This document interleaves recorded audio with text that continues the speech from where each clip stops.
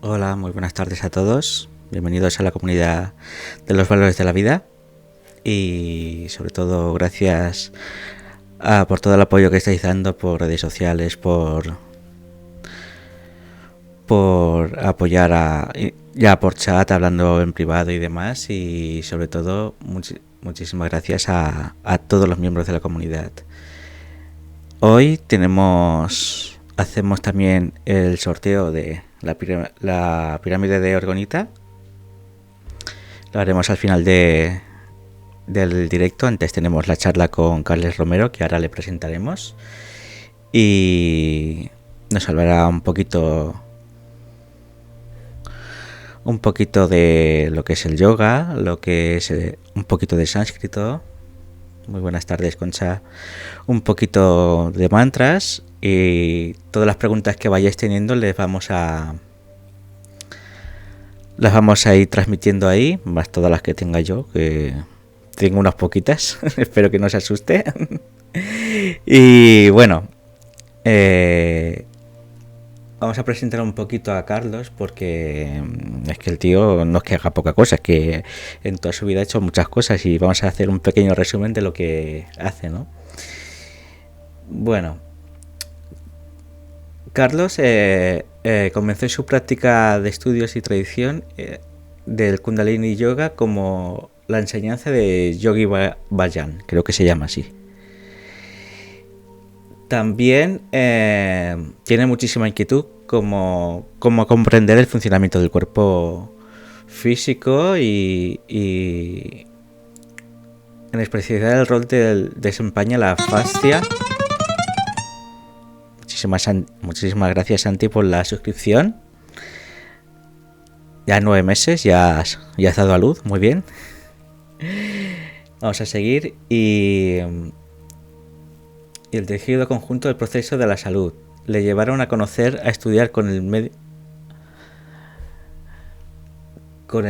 médico e investigador Jader Tolgia, creo que se llama así. Luego lo dirá él si lo he dicho bien o no. Con la Rolf Sharon Weller, madre mía. Nombrecitos, Carlos. Para conocer la lengua del yoga y poder acceder directamente a los textos clásicos de la lengua original, estudió sánscrito en la Universidad de Barcelona con la doctora María Elena Sierra. Muchísimas gracias, Paqui. Ya son un año ya suscrita, ¿eh? Muchísimas gracias. También es fundador de la escuela de yoga Dipa en Vinaròs, aquí en la provincia de Castellón, donde busca la mejor manera de adaptar la práctica del yoga a cada persona, teniendo en cuenta el diseño de su cuerpo, sus capacidades y sus necesidades en este mismo momento vital, desde el enfoque de yoga kundalini, yoga terapéutico y yoga perinatal. Y este es Carlos. Ahora vamos a hablar con él. Así. Y aquí le vais a ver. Muy buenas tardes, Carlos. Hola, buenas tardes. ¿Qué tal? ¿Te he presentado bien? Bueno, te has dejado una parte importante de mi vida que fue cuando trabajaba con la piedra, que fue cuando te conocí a ti, ¿te acuerdas? Sí, de cantería. Madre mía, es que soy hace por lo menos casi ¿El año 30. 2000? ¿Era el año 2000? 98 puede ser, No, en 99. 98 aún estaba en Vinaròs, pero en el 2000 fue cuando yo estuve en Alcalá de Xivert, que fue cuando te conocí a Madre ti. mía. 24 años ya hace de eso casi. Sí. Un cuarto de siglo, pero bueno. Muy bien. Todos los miembros del chat, que no sé ahora mismo cuántos somos, tenéis el derecho y casi la obligación de hacer todas las preguntas e inquietudes que os surjan durante todo lo que vayamos hablando sobre el yoga, mantras, sánscrito. Y bueno, yo tengo ya 2 preguntas encargadas, que es ¿qué es el yoga kundalini? ¿Qué es el yoga terapéutico? ¿Y qué diferencia hay entre una y la otra? Vale, vamos por partes. Vale. El yoga piensa que es una práctica que tiene como técnica, más de 2000 años. Entonces, Mm, eh, tiene una larga historia. Es sí. difícil definir qué es el yoga en una frase. Cada escuela además lo define de una manera, porque el yoga se ha ido relacionando con otras prácticas a lo largo de estos más de 20 siglos. Comienzo por la más fácil, la más cortita. El yoga terapéutico es Mm, una manera de practicar yoga que tiene en cuenta cómo está el cuerpo en este momento, ujú. si tiene algún problema de salud, cómo ayudar a que el cuerpo se recupere o cómo mejorar el estado de salud. Y esto es una práctica que surge en el siglo XX, el yoga terapéutico. Vale. Cuando hablamos de yoga kundalini, hablamos de otro tipo de técnicas. Kundalini, en sánscrito, es una palabra que viene de las tradiciones tántricas, que Ujú, son unas tradiciones que surgieron en el norte de la India, allá por el siglo octavo más o menos, y, y en esas tradiciones utilizaban el yoga, bueno, no hacían yoga, lo que hacían eran unos rituales para acercarse a la divinidad o sentirse unidos a la divinidad, cada grupo a su divinidad o sus divinidades. Y el término Kundalini apareció en esos grupos. Kundalini significa la que está, eh, me sale en valenciano, encaragolada, la que está Sí, en forma la de que está caracol. rizada, Sí. rizada, la que está rizada, ¿vale? Mm, Porque en esas escuelas tántricas se comenzaba a hablar de que eh, algunas técnicas producían una experiencia muy intensa y se sentía como si algo subiera por la columna y te golpeara la cabeza, ¿no? Entonces comenzó mm, metafóricamente a explicarse esa fuerza como una serpiente que dormía enrollada en la base de la columna, por eso lo de Kundalini, enrollada, mm, y que cuando se despertaba esa fuerza, notabas cómo subía por la columna y cómo llegaba a la coronilla. Entonces, esas prácticas que se utilizaban en principio en rituales tántricos, acabaron algunas de ellas pasando al yoga. Y entonces el Kundalini Yoga, hay diferentes escuelas que dicen yo hago Kundalini Yoga. En Sivananda, por ejemplo, usan Kundalini Yoga porque en el Hatha Yoga hay muchas prácticas de Kundalini. Y la que yo comencé a estudiar al principio, que es lo que tú has leído, era el Kundalini Yoga de Yogi Bhajan. Y esta era una práctica que este hombre, Yogi Bhajan, hizo cogiendo diferentes técnicas, las juntó y dijo, este es mi producto, ¿no? ujú. Esta es mi escuela, esta es mi propuesta. Y esto es el Kundalini Yoga que hoy se suele practicar en Occidente. Entonces, la diferencia voy a lo que me preguntabas, la diferencia es que Kundalini Yoga pretende, aunque también se puede usar de modo terapéutico hoy en día, pero Mm, lo que pretende es generar un cambio de conciencia, un cambio de funcionamiento de mm. nuestra percepción, y el yoga terapéutico lo que pretende es ayudar a mejorar la salud. Vale. Otra pregunta que me han hecho y te la transmito es ¿cuántas clases de yoga hay? Porque yo conozco, por ejemplo, el Hatha Yoga, el Kundalini Yoga, el Ashtanga Yoga, el yoga terapéutico, pero se ve que hay muchísimas más ramas. Claro, hay muchísimas ramas y sobre todo en el siglo XX comenzaron a aparecer muchísimas más, con todo eh, lo que con todo lo que se valora en Occidente, pues el marketing, la difusión, con todo el ego que hay en Sí. Occidente, claro, comenzó a haber gente que decía, este es mi sistema de yoga, ¿no? Y le ponían un nombre. Muchos sistemas de yoga que se practican hoy en día o muchas escuelas no tenían nombre. Y Mm, cuando llegaron a Occidente dijeron, no, hombre, tienes que ponerle algún título a tu práctica, ¿no? Y entonces, estilos de yoga se inventan cada día. Y ahí hasta yoga, estilos absurdos como yoga con cerveza o yoga con cata de vinos. Hemos llegado a ese nivel de absurdidad, sí.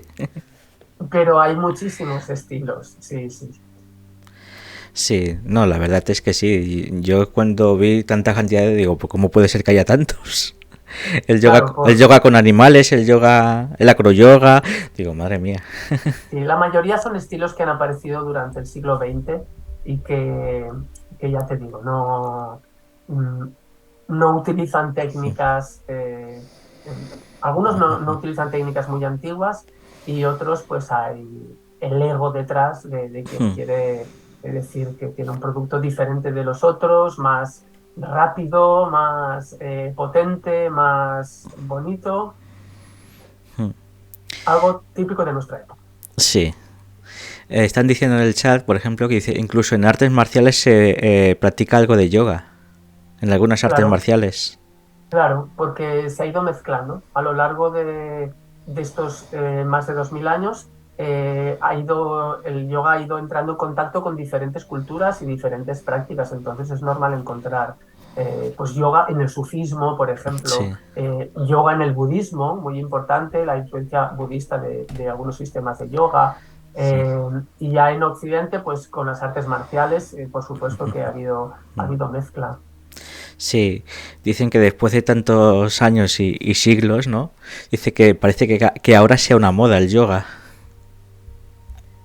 Es una moda porque vivimos en una sociedad de consumo que lo que hace es lo que buscan o buscamos es vender cosas a menudo, ¿no? Entonces se generaron las modas. Mm. Bueno, siempre han existido modas realmente, pero con la capacidad de comunicación que hay hoy en día, con las tecnologías de la comunicación, Sí, un fenómeno puede expandirse globalmente mucho más rápido. Esto nunca había ocurrido antes. Y sí, puedes hacer yoga como moda o puedes hacer yoga como manera de cuidarte o como manera de intentar solucionar cosas o como manera de sentirte mejor. Depende de cada uno de cómo lo practique, porque hoy en día hay yoga que está basado plenamente en el cuerpo, solo busca lo físico, pero como también hay yoga que busca lo espiritual, hay yoga que busca calmar la mente, o sea que hay tanta oferta que realmente cada uno puede encontrar la práctica que sí. quiera. Se podría decir que el yoga es un estilo de vida también. Depende de tu implicación. Claro, Depende, porque aparte de su historia, también está el estudiar las asanas, estudiar su historia, porque luego te haré algunas preguntas más, y porque es un estilo de vida, la alimentación, el claro, estilo de vida, la conciencia, lo espiritual. claro. Bueno, a partir del siglo XVIII aparecieron obras de yoga que ya recomendaban un estilo de vida. Esto, bueno, antes también, porque Patanjali también hacía algunas recomendaciones, pero no era tan habitual. A partir del siglo XVIII esto comenzó a hacerse más habitual en las diferentes escuelas de yoga que te recomendaban una dieta, ¿no? O seguir unas pautas alimenticias, vivir en un lugar determinado o vivir de un modo determinado. Entonces, si tú te implicas a ese nivel, claro, puede cambiarte la vida, puede ser un estilo de vida, una manera de vivir. Pero si tú solo quieres mm, la práctica, las técnicas, también puedes hacer solamente las técnicas. Eso depende de cada uno lo que quiera implicarse. Mira, una de las preguntas que te quería decir, y la acabas de nombrar, Patanjali. ¿Quién fue este gran hombre del yoga? Pues realmente no lo sabemos, porque no hay ninguna constancia de que haya existido un tal Patanjali.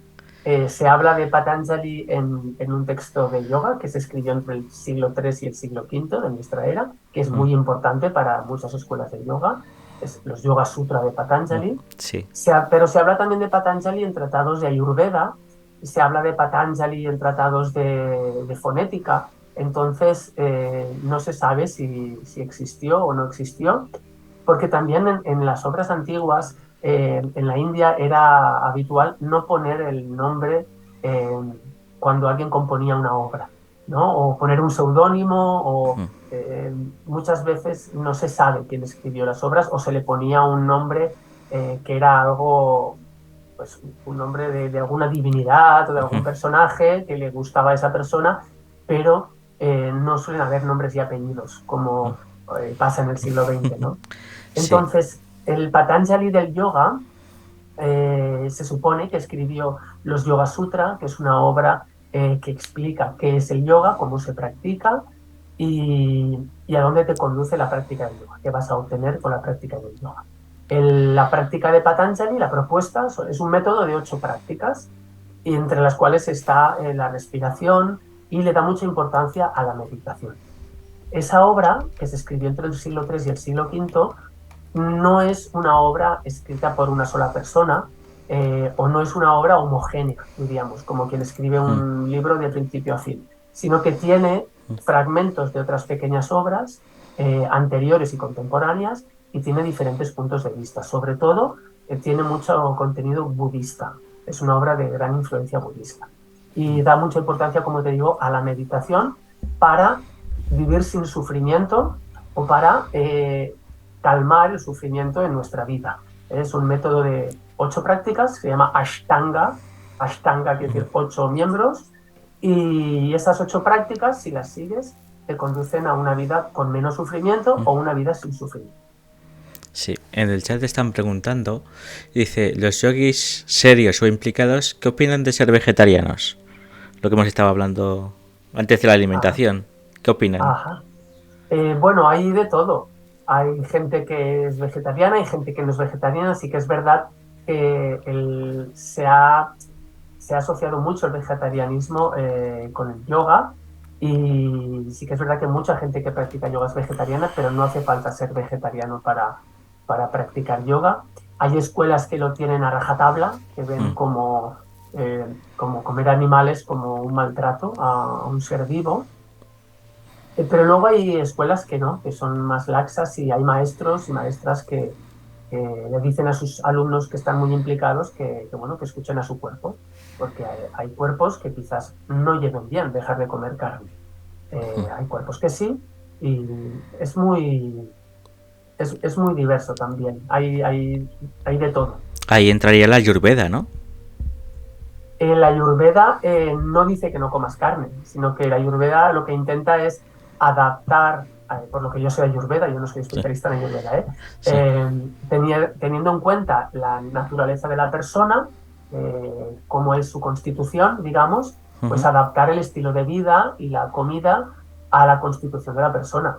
Y puede que haya personas que necesiten carne. Yo creo que la Ayurveda no dice que prohibida la carne, porque habrá constituciones que necesitarán carne o que puntualmente, yo conozco de médicos ayurveda que han recomendado carne a sus pacientes en algún momento determinado porque su cuerpo lo necesitaba.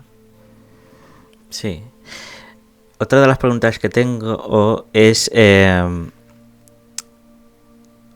¿quién trajo el yoga, por ejemplo, a España? ¿Ramiro Calle? Pues en el caso de España no lo tengo claro. Te puedo decir cómo comenzó a llegar el yoga a Occidente, Sí. porque no fue algo de repente, sino que esto fue diferentes maestros, ¿no?, que fueron llegando, y maestras. Por ejemplo, Indra Devi fue una de las personas importantes que trajo yoga a Occidente. Ella era discípula de Krishnamacharya, pero históricamente se considera el Parlamento de las Religiones de Chicago, del año 1800, ahora no recuerdo la fecha, pero finales de 1800, finales del siglo XIX.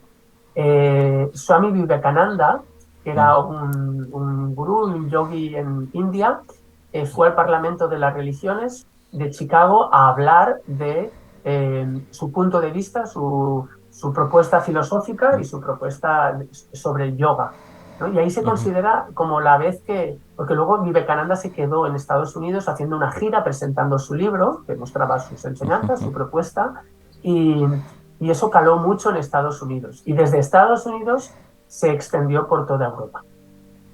Históricamente se considera como el hecho que comenzó a provocar que hubiera un interés en Occidente por el yoga, aunque siempre había, al menos desde la época colonial, desde que llegaron los ingleses a la India, los alemanes, desde esa época, hablo del siglo XVIII, ya comenzaba a haber en algunos círculos interés por la filosofía de la India. De hecho, cuando los alemanes y los ingleses comenzaron a traducir a fijarse en la literatura de la India, cuando la India era colonia, una de las primeras obras que encontraron fue los Yoga Sutra de Patanjali.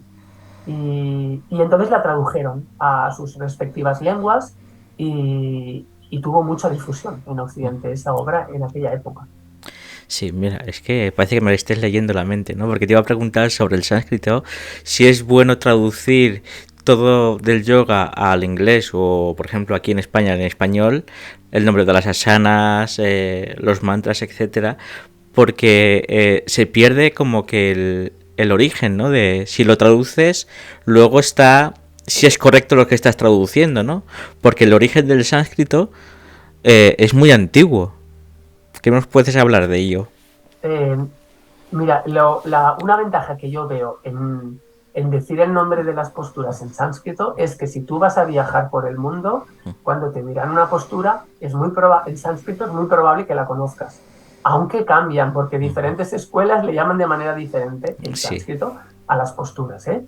Eh, yo con las posturas no veo tanto problema, aunque a veces se mete la pata mucho, ¿eh? Porque a veces se ha traducido mal o se ha inventado totalmente un nombre en castellano para una postura de yoga o en inglés y, y el nombre en sánscrito te explicaba cómo era la postura.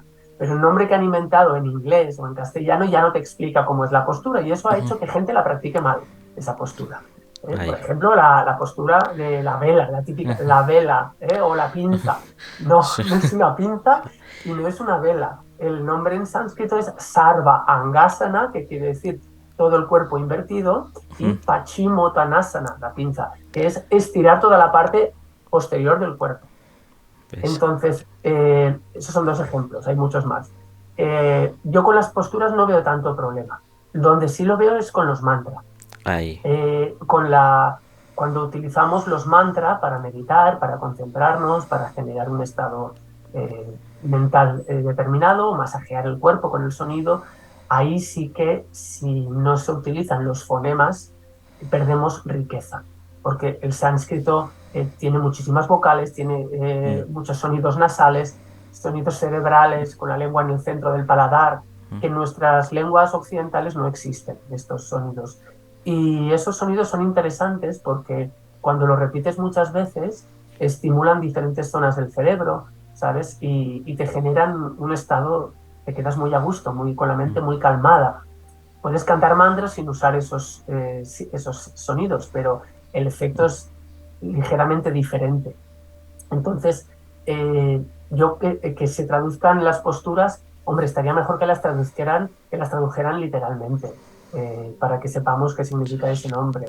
Pero claro, tampoco podemos pedirle a todo el mundo que sepa leer sánscrito o que pronuncie sánscrito.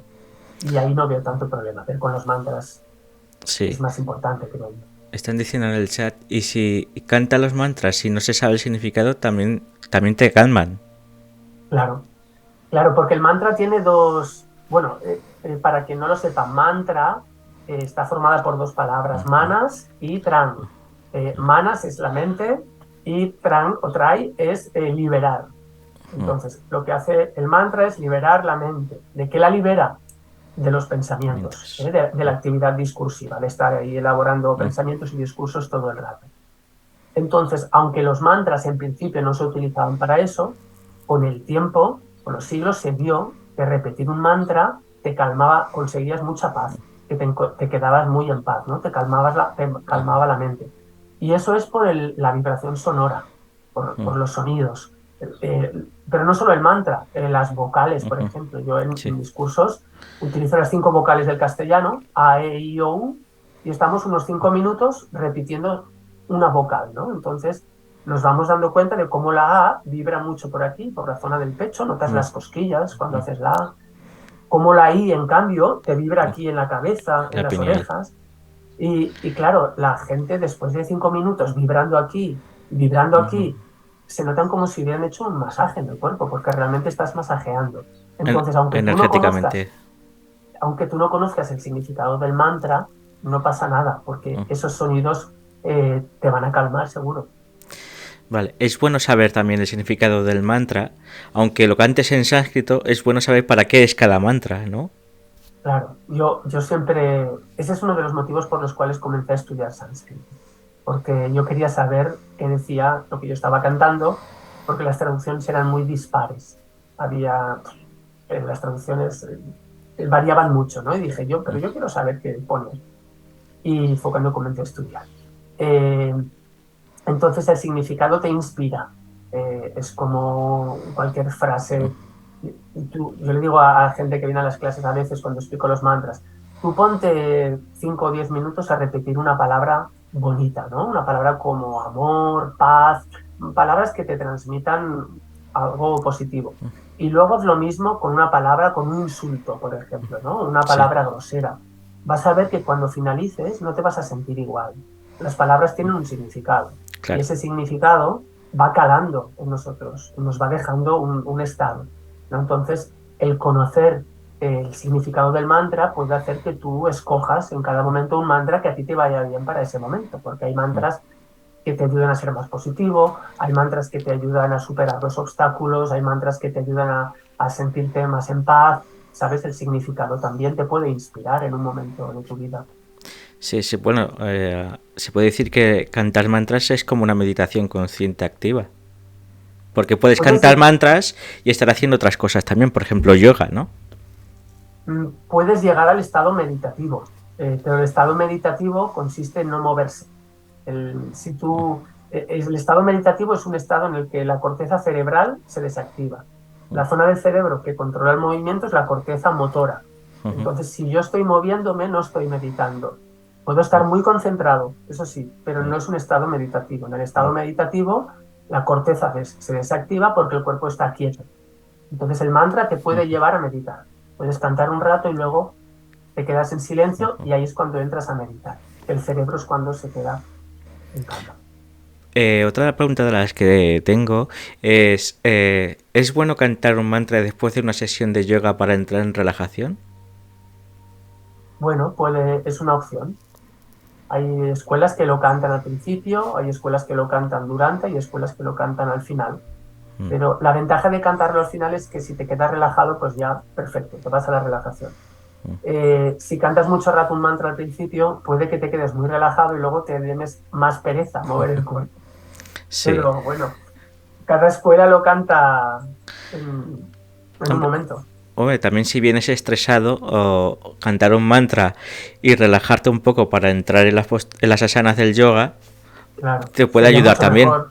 Claro, sí, sí. Yo en nuestra escuela siempre decimos a la gente que vengan 15 minutos antes de la clase, porque no es bueno para la salud venir corriendo de la calle, sentarte y comenzar a hacer yoga. El cuerpo necesita parar y cambiar el chip, porque si no es que no disfrutas de la clase, es como continuar con el estrés que traes de la calle. Sí, bueno, ahí serviría muy bien el Astanga Yoga, ¿no? ¿Por qué lo dices? No, porque como el Astanga Yoga yo lo llamo el yoga militar, ya que vienes estresado ya vienes preparado para ese tipo de yoga. Es cierto que, bueno, lo que te he dicho antes, Ashtanga es Sí. la práctica de Patanjali, son las 8 prácticas, y el Ashtanga que conocemos hoy lo diseñó o lo desarrolló Patabi Jois, que era un discípulo de Krishnamacharya Ujú. en India al principio del siglo XX. Él llamaba a su práctica asana, que es postura. Vamos a hacer asana. Pero en los años 70 comenzó a llegar estudiantes de Estados Unidos y le dijeron, hombre, tú tienes que ponerle un nombre, algo con gancho, algo que refleje el espíritu de este yoga. Y él dijo, "Oh, pues en homenaje a Patanjali le pondré Ashtanga. Y se le ha quedado ese nombre. Y sí que es cierto que ese yoga hoy en día se practica de un modo muy exigente. Físicamente, incluso algunas escuelas le ponen demasiado énfasis desde mi punto de vista al cuerpo. Es un yoga muy físico. Pero bueno, hay gente que le va bien eso. Hay escuelas de Ashtanga que luego sí que meditan, hacen técnicas de respiración, pranayama, y hay lugares donde no, donde se centran solo en las posturas y ya está. Están preguntando si haces mudras en meditación, ¿también es efectivo hacer mudras cuando caminas? Se pueden hacer mudras. Bueno, primero quiero que explique qué es mudra por si hay Sí, personas que no saben, explícalo. ¿vale? Mudra significa sello. Y probablemente el significado que tiene la palabra sello sea porque cada gesto que hacemos con las manos deja una huella en nuestro cerebro, ¿no? O hace que nuestro cerebro funcione de un modo determinado. Se han hecho estudios en el siglo XX sobre el efecto que tiene sobre el funcionamiento del cerebro estos movimientos o esta posición de las manos, ¿no? Entonces, los mudra ayudan, aparecen en el yoga tántrico, en la Edad Media, y ayudan a generar un estado mental determinado. Y se pueden hacer algunos mudra mientras haces una postura, se pueden hacer unos mudra para meditar y se pueden hacer unos mudra caminando también. Sí. Incluso hay escuelas que tienen propuestas caminando o en movimiento. ¿Está muy vinculado el yoga a los mudras? O sea, los mudras a los yogas, perdón. Sí, hoy en día sí. Hoy en día sí, y sobre todo después de textos del siglo XII, por ejemplo, el Gheranda Samhita, Shiva Samhita, ese tipo de textos le dan mucha importancia a los mudra. En el yoga medieval comienza a aparecer mucho uso de los mudra. Preguntan si hay algún mantra para equilibrar las emociones. Yo creo que todos. Si al final del mantra el efecto que siempre habrá es paz, te vas a sentir equilibrado. Pero lo importante es que estés a gusto con lo que estás cantando. Uno que no te suponga forzar la garganta y con el que te sientas cómodo. Eso te va a equilibrar las emociones seguro. Entonces, por ejemplo, hacer yoga cantando mantras y mudras a la vez. Bueno, se puede hacer. Algunas escuelas tienen prácticas de un mudra, una respiración determinada con un mantra y una postura. Sí, sí. Algunas escuelas tienen prácticas así. Es como llegar a la concentración máxima para hacer eso, Claro, en modo claro. zen, ¿no? Claro, yo creo que una de las finalidades de esto en la escuela de Yogi Bhajan, que es con la que yo comencé a estudiar, el Kundalini Yoga de Yogi Bhajan, ahí hay muchas prácticas de estas. Además, a veces te dice, y ahora cuenta hasta 16, pero cuenta no sé cuántas veces. Entonces, es como cortocircuitar el cerebro, ¿sabes? Es para que te concentres, sí o sí, Sí. para que te concentres. Tienes que hacer tantas cosas a la vez que te tienes que concentrar a la fuerza. Claro. Y la concentración es importante, para que no sepa, para meditar. La Sí. concentración te va a ayudar a llegar al estado meditativo. Sobre todo escuchar tu cuerpo, que es interesante conocerlo. Sí, sí, porque podemos hacer yoga sin escuchar el cuerpo y entonces puedes hacerte daño o puedes hacer algo que no te esté yendo bien. Pero bueno, Claro. como casi todo en la vida, nuestro cuerpo es el testigo más fiel que tenemos. Nuestro cuerpo no miente. Entonces, el cuerpo siempre te va a decir lo que está pasando en una situación. Tú luego escoges escucharlo o no escucharlo, ¿no? Y con el yoga ocurre lo mismo. La sensación que debe quedar después de una práctica de yoga es una sensación de bienestar, de encontrarte bien o de haberte liberado de un peso. Pero a veces hay gente que está nerviosa o está alterada o le duele el cuerpo. En ese caso deberían revisar la práctica que han hecho, porque quizás estén haciendo algo que no les va bien. Hay gente que opta por no escuchar al cuerpo y quizás su cuerpo sí que le está dando señales de que eso no le va bien y siguen practicando un yoga que no les va bien, porque, como te dije antes, cada persona tiene que encontrar el yoga que se adapte a su vida, a su estilo de vida, a su cuerpo. Eso es lo óptimo. Una pregunta que me acaba de surgir, quitando los profesores de yoga, no les llamo maestros sino profesores de yoga, ¿cuántos días es recomendable practicar yoga a la semana? ¿Todos? ¿O hay que dejar de descansar el cuerpo? A ver, en valenciano tenemos un dicho que dice, "Quan més sucre, més dolç". Sí. Seguramente lo has oído, ¿no? Sí, sí. Si el yoga que tú practicas a ti y a tu cuerpo os va bien, puedes practicar todos los días. Va a ser mejor aún. Pero como mínimo, 2 o 3 veces por semana. Como mínimo. Vale. Practicar un día a la semana te va a hacer sentir bien al día después, pero luego ya está. Hay demasiados días entre una clase y la otra. 7 días son demasiados entre 2 sesiones de yoga. Mira, una pregunta directamente. Carlos, ¿puedes hablar de los pasos para entrar en meditación? Gracias. Vale, podemos llegar al estado meditativo de 2 maneras.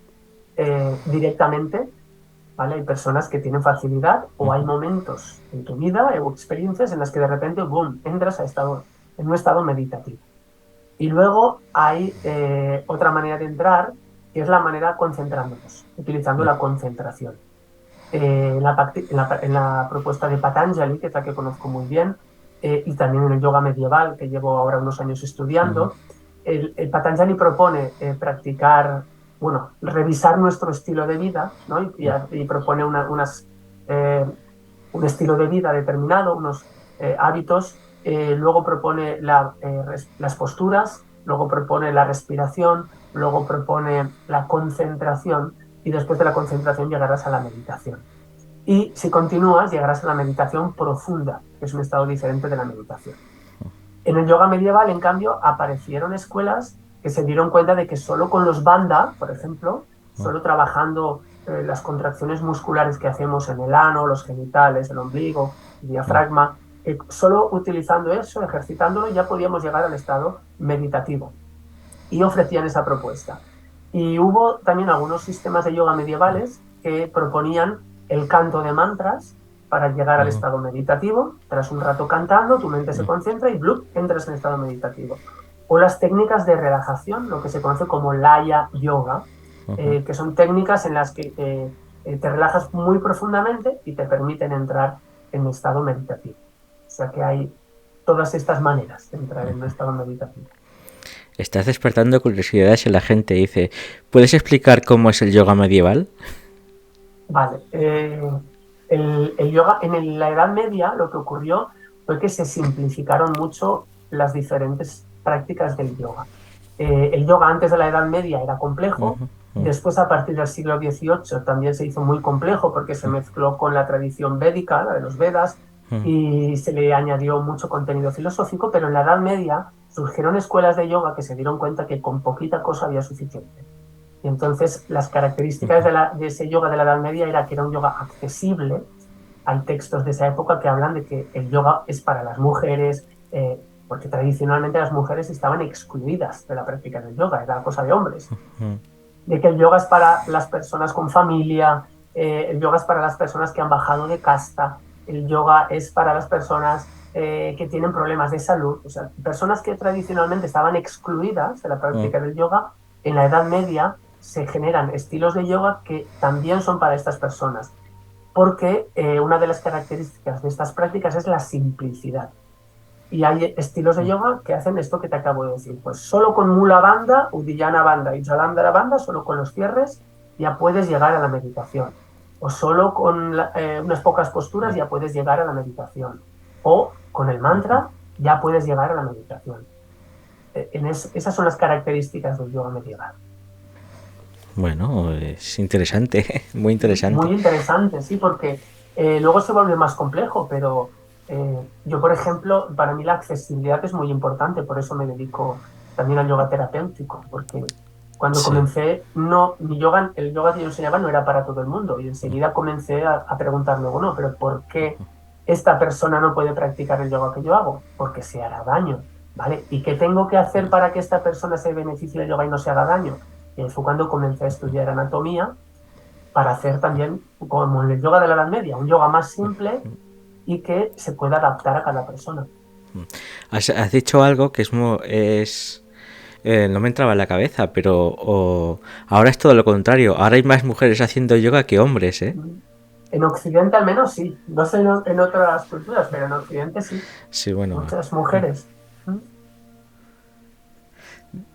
Están diciendo, hay diferentes formas para la misma asana. Diferentes formas para la misma postura. Sí, formas de construirla, ¿no? Sí, supongo que es según el tipo de yoga que hagas, será la misma postura será de una manera u otra, ¿no?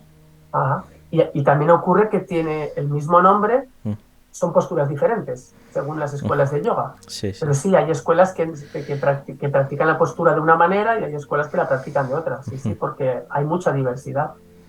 Sí, están diciendo que sí, las adaptas a la persona. Por supuesto. Y eso yo creo que debería, si queremos que el yoga lo pueda practicar todo el mundo y que se pueda beneficiar todo el mundo, yo estoy convencido de que las técnicas del yoga, por mi propia experiencia, de que pueden ser buenas para todo el mundo, pero hay que adaptarlas a cada persona. Una postura que a ti te vendrá bien, quizás a mí me hace daño.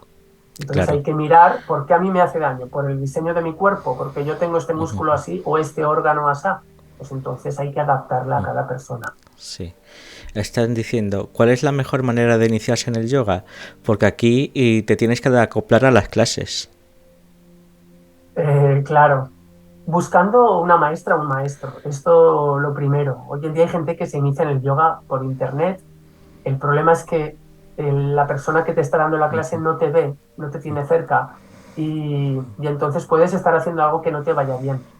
Entonces, lo principal, la mejor manera es buscar una persona que te sientas cómodo, cómoda en sus clases y que tras la clase tú te sientas mejor. Lo que te decía antes. Si tras una clase de yoga estás probando, ¿no? La mayoría de centros y escuelas de yoga dejamos que la gente pruebe varias clases, sobre todo si es gente que nunca ha practicado. Y luego les preguntamos, ¿qué tal? ¿Cómo te has sentido? Pues si tú tras una prueba de yoga no te sientes a gusto, prueba otro estilo, prueba otro profesor, otra profesora, porque cada uno enseñamos de una manera. Y entonces es encontrar la persona que te transmita las enseñanzas de un modo que a ti te sea más fácil o que te llegue mejor. Preguntan, Carles, ¿tienes relación con Yogi Bhajan? Gracias. Si yo tengo relación con Yogi Bhajan, Sí. pues lo que se dice mi Parangurú, el maestro de mi maestro. Era Yogi Bhajan, sí.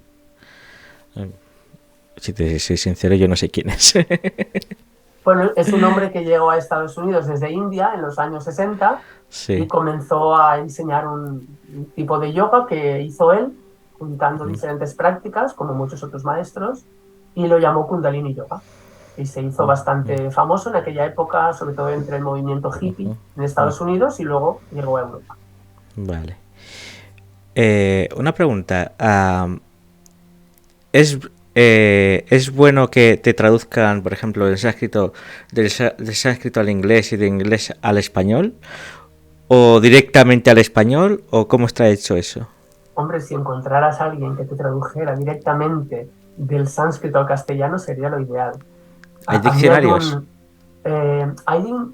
ahora sí, hay diccionario de castellano y castellano-sánscrito, pero primero estuvo el sánscrito catalán, que Ostras. existió antes, te lo decía porque mi lengua materna es el catalán, y, y había un mallorquín, Joan Mascaró, que fue profesor de sánscrito en Cambridge, y él traducía muchas cosas del sánscrito al catalán directamente. Entonces leer sus traducciones, para mí y para mucha gente que somos catalanoparlantes, es una maravilla, porque Pues sí. nuestra lengua es muy minoritaria Sí. y que de repente nos hayan traducido pues algunos Upanishad, ¿no? Y algunos textos, o el Bhagavad Gita al catalán, Sí. es una maravilla. Y Óscar Pujol, que fue, no sé si aún trabaja para el Instituto Cervantes, él estudió sánscrito en la India, hizo el primer diccionario catalán-sánscrito, o sea, bueno, sánscrito-catalán, y luego hizo sánscrito castellano. Madre mía. Sí, Pues entonces, claro, si alguien te puede traducir directamente a tu lengua, siempre mucho mejor. claro. Porque en inglés se pierde mucha información.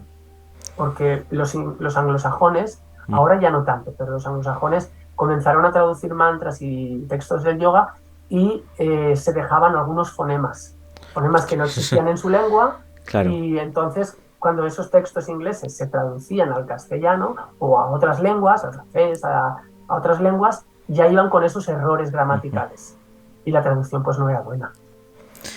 Yo siempre digo que el sánscrito es un idioma sagrado porque para mí es como si fuera el idioma de las almas, el idioma más que te conecta más a tu parte más interna. ¿Qué opinas tú de eso? Pues es un punto de vista. Si seguramente hablaras con un indio, te diría que sí. Con alguien de la India que practique la tradición Sí. védica, la tradición de los Vedas, te diría que sí, que es la lengua. De hecho, el, el sánscrito, podríamos decir que es una lengua con mucho ego, porque sánscrito significa lo que está bien hecho. Sí. Samskritam. O sea, la propia lengua ya tiene un nombre que es lo que está bien hecho. Entonces, es verdad que es una lengua muy bien hecha. Y Sí. no sabemos si fue diseñada, aunque la tradición dice que fue diseñada para poder transmitir las enseñanzas de los Vedas y que no se perdiera su significado. En la India es una lengua sagrada, no solo en la India, en otros países es una lengua sagrada también. De hecho, en Japón, en China, Sí. hay sutras que se cantan, que son en sánscrito, dentro del budismo, y, y es una lengua muy bien hecha. Sí, realmente está muy bien hecha, es muy rica, es muy polisémica, como tiene tantos años. Una misma palabra ha ido cambiando de significado a lo largo de los siglos. Y es una lengua indoeuropea, como el castellano, el catalán, como el francés, y algunas palabras se parecen a nuestras lenguas. Y la tradición dice allá en los textos védicos pues que es una lengua sagrada, como tú dices, se la considera una lengua divina. De Hombre, hecho, la escritura que se utiliza hoy en sí. día para el sánscrito, que el sánscrito no siempre se ha escrito de la misma manera que hoy. Vaya. Hoy cuando veáis algo escrito en sánscrito, esa escritura es Devanagari, pero antes ha existido la Kharoshthi, ha existido la Brahmi. Pues la actual Devanagari significa de la ciudad de los habitantes divinos. Es la escritura de la ciudad de los habitantes divinos y Así que se es. le otorga. Sí, y que está diseñada también para el cuerpo físico, lo que hemos dicho antes, cuando estamos cantando los mantras en sánscrito, a nosotros nos hace un efecto, no es lo mismo cantarlo en castellano que cantarlo en sánscrito. Por eso te he preguntado antes, los mantras mejor en sánscrito que en castellano. ¿Por qué? Porque la fonema que tiene y la vibración que tiene dentro del cuerpo físico te genera una vibración, que es lo que somos Claro, realmente. la riqueza que tiene de sonidos hace esto que tú dices, este efecto de estimular el cerebro y de generar cambios en el funcionamiento de la mente, la riqueza fonética que tiene. Sí, y además es eso, ¿no? La vibración que estás sintiendo. Si tú eres consciente de lo que estás hablando en sánscrito, de lo que estás pronunciando, lo que te produce tu cuerpo físico, es lo que dices tú, has dicho tú antes, un masaje, pero es que un masajista no te puede hacer la vibración que tienes aquí dentro o dentro del cerebro, ¿no? Claro, yo siempre digo que puedes hacer un masaje a zonas del cuerpo donde no se puede acceder de otra manera, solamente con el sonido. El Exacto. sonido del sánscrito te permite tocar zonas de tu cuerpo que ningún otro sonido ni ninguna persona puede llegar a tocar. Sí. Los mantras, ¿sabes quién los pudo llegar a crear? Pues hay mantras de todo tipo. Hay mantras en todas las tradiciones. Hay mantras budistas, hay mantras tántricos, los famosos Bija mantra, que Los son Visha. mantras semilla, Bija es semilla, que son mantras que no significan nada. Klim, Klim, Sí. o Yogi Bhajan, por ejemplo, el señor Rama, Dasa, Sata, Nama, son casi siempre monosílabos Sí. y ese es un tipo de mantra. Y luego hay mantras que sí que sabemos pues, que los creó alguna persona en concreto o alguna escuela en concreto. Muchos mantras son de tradición védica, porque el yoga comenzó sobre todo a partir del siglo XVIII a caminar de la mano de la tradición védica, ¿no? Y entonces hay mucho contenido védico, aunque ya habían tenido contacto antes las dos tradiciones, pero muchos mantras védicos comenzaron a formar parte de la práctica de yoga. O sea que hay miles de mantras y miles de orígenes. ¿Qué opinión tienes de la mitología que hay en la India de los dioses del yoga, como Ganesha y demás? No tengo mucha idea de eso porque para mí es un mundo tan vasto, tan grande que me supera. Me gusta, he leído algo de la literatura, del Mahabharata o el Ramayana, pero ostras, son culebrones tan Sí. complicados y tienen tantos y tantos dioses y tantos nombres ¡buah! A mí es que yo soy muy simple, ¿sabes? A mí me gusta simplificar, por eso yo prefiero otro tipo de literatura como los Upanishad, que ahí es todo más sencillo y más... Los Upanishad dicen, Sí. solo hay una fuerza en el universo, que es Brahman, y ya está. Y ya no nombran a ningún dios más prácticamente. Pero sí, en la Sí. literatura india, Sí. en la mitología hay muchísimos dioses. Sí. ¿Y de los Vedas qué nos puedes hablar? Pues los Vedas es una parte importante de la cultura india, no para todos y todas las indias, porque en el subcontinente indio hay muchas culturas, pero sí que podemos decir que hay una cultura dominante, y esta cultura dominante o la más extendida es la de la tradición védica. Para los seguidores de esa tradición espiritual, los Vedas son la palabra de Dios, la palabra divina, que el creador se lo dijo a unas personas, a los 7 rishis, los siete sabios, y esos sabios memorizaron las palabras que Dios les había dado y lo iban transmitiendo oralmente. Llegó un momento en que las personas no podían retener esa información, entonces los escribieron para que quedara constancia, y esos son los Vedas.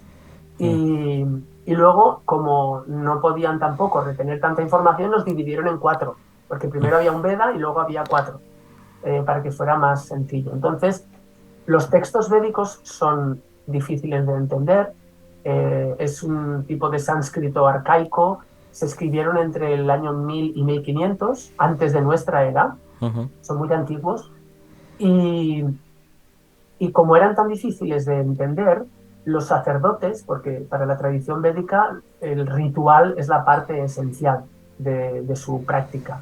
Entonces, los sacerdotes tenían dificultades para interpretar o para utilizar los Vedas en el ritual. Entonces se crearon otro tipo de textos posteriormente que se llamaban Brahmana. Brahmana es el nombre del sacerdote y era para que los sacerdotes supieran, tuvieran instrucciones de cómo aplicar los Vedas en sus rituales. Luego surgieron los Aranyaka, que eran textos para explicar el significado del ritual, porque había mucha gente que no entendía el ritual, para qué era. Y como el pueblo llano no entendía nada de todo eso, se crearon los Upanishads, que ya son textos más tardíos. Algunos Upanishads son del siglo VIII antes de nuestra era, otros del siglo III de nuestra era ya.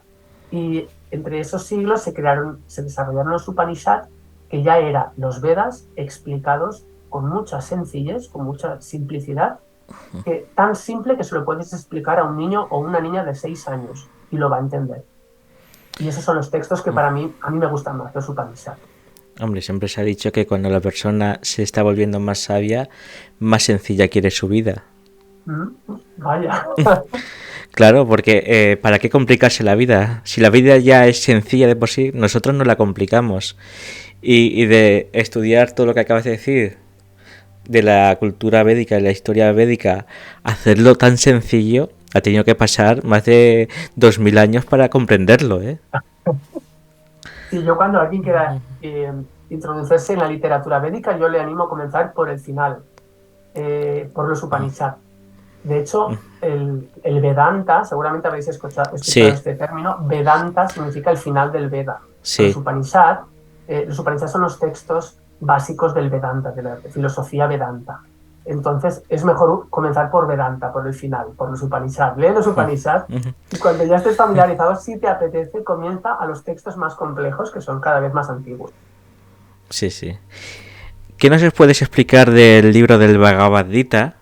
Porque yo lo he leído y es un libro que para lo que es el yoga en sí, sí que hay algunas cosas que me cuadran y otras cosas que no me cuadran, como en mitad de una guerra esta conversación Claro, que es tuvieron. que, ¿sabes qué pasa? Que el Bhagavad Gita, esto mucha gente no lo sabe, es un capítulo de un Sí, libro épico, que es el Mahabharata.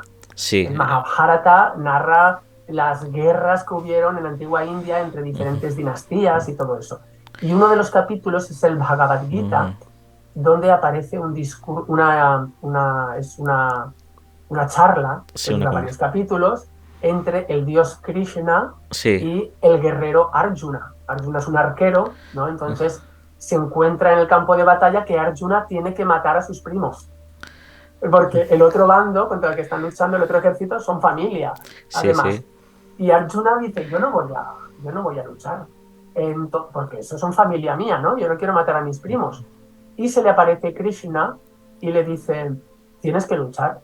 Dice, ¿pero por qué? Dice, porque es tu deber, porque eres un guerrero y has nacido guerrero en una casta de guerreros. Y en esa época, en la India, no se podía cambiar de casta. O sea, no estaba bien visto cambiar de casta.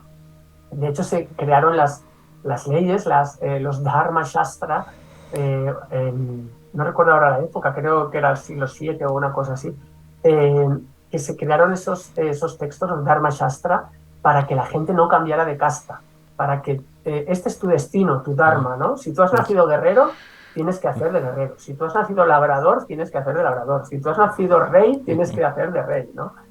Y entonces es todo el texto, todo el diálogo va en base a eso, a que un guerrero no quiere luchar y entonces Krishna le va enseñando enseñanzas espirituales, ¿no? Y una de esas enseñanzas es el yoga. Y le enseña a cómo hacer acciones que no generen karma. Porque en esa época se puso de moda, cuando se escribió ese texto, la teoría del karma.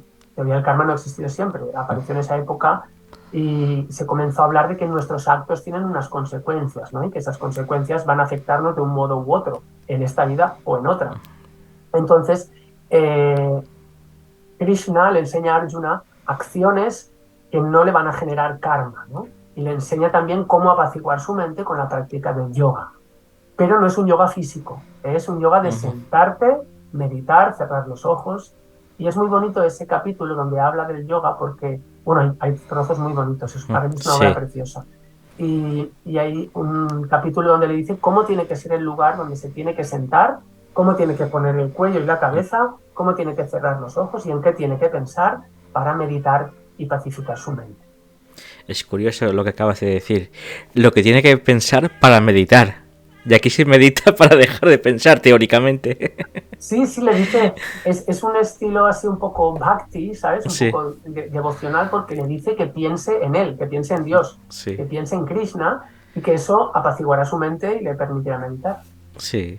Es complejo el Bhagavad Gita, es complejo de entender si no sabes realmente la historia de qué va, si solo es un capítulo. Claro, yo no Claro, tengo todos los capítulos, solo tengo el Bhagavad Gita.